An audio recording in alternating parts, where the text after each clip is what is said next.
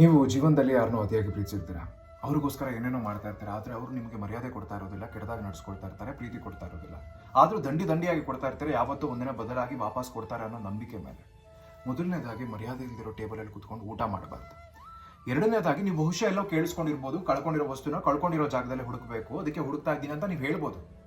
ಕಳ್ಕೊಂಡಿರೋ ವಸ್ತು ಕಳ್ಕೊಂಡಿರೋ ಜಾಗದಲ್ಲಿ ಯಾವಾಗ ಸಿಗುತ್ತೆ? ನೀವು ಜಾಗದಲ್ಲಿ ಕಳ್ಕೊಂಡಿದ್ರೆ, ಸ್ಥಳದಲ್ಲಿ ಕಳ್ಕೊಂಡಿದ್ರೆ. ಮನುಷ್ಯ ಸ್ಥಳ ಅಲ್ಲ, ನದಿ ಯಾವತ್ತೂ ಹರಿತಾನೆ ಇರ್ತಾನೆ. ನದಿಲಿ ಏನಾದ್ರು ಹಾಕಿದ್ರೆ ಹಾಕಿರೋ ಜಾಗದಲ್ಲಿ ಯಾವತ್ತೂ ಅದು ಸಿಗೋದಿಲ್ಲ, ಬೇರೆ ಕಡೆಯಿಂದ ಸಿಗುತ್ತೆ.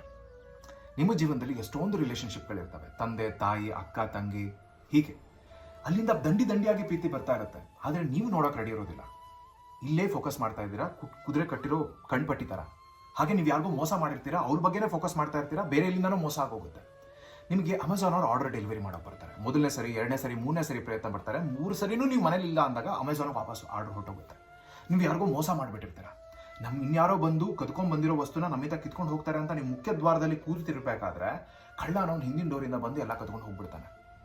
ನೀವು ಯಾರಿಗೂ ಏನೋ ಕೊಟ್ಟುಬಿಟ್ಟಿರ್ತೀರ, ಕೈಯಲ್ಲಿ ಏನೂ ಇರೋದಿಲ್ಲ, ಮುಂದೆ ಏನು ಮಾಡೋದಪ್ಪ ಅಂತ ಯೋಚನೆ ಮಾಡ್ತಾ ಇರ್ಬೇಕಾದ್ರೆ ಭಗವಂತ ಅನ್ನೋನು ಹಿಂದಿನ ಡೋರಿಂದ ಬಂದು ದಂಡಿಯಾಗಿ ಇಟ್ಟು ಹೊಟ್ಟೋಗ್ತಾನೆ. ಕಳ್ಳ ಆಗಲಿ ಭಗವಂತ ಆಗಲಿ ಮುಖ್ಯ ದ್ವಾರದಲ್ಲಿ ಯಾವತ್ತೂ ಬರೋದಿಲ್ಲ, ಹಿಂದಿನ ಡೋರಲ್ಲೇ ಬರೋದು.